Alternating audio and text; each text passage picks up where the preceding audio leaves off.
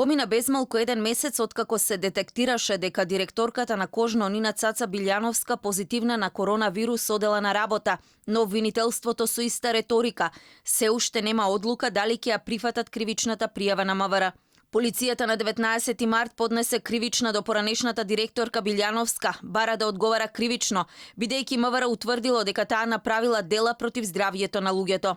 Од обвинителството за Алфа велат дека на 20 март побарале докази од здравство и МВР, се уште се комплетираат документите, па ќе одлучат како понатаму.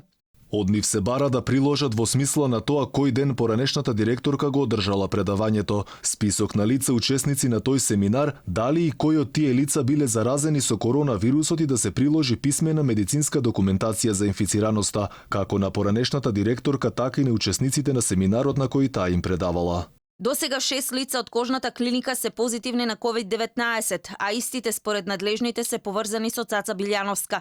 Клиниката од пред неколку дена почна со работа, но голем дел од вработените се уште се во самоизолација. Лекарската комора не ја одземе лиценцата на Билјановска, туку јавно ја опомена, а таа беше разрешена од директорската позиција на клиниката.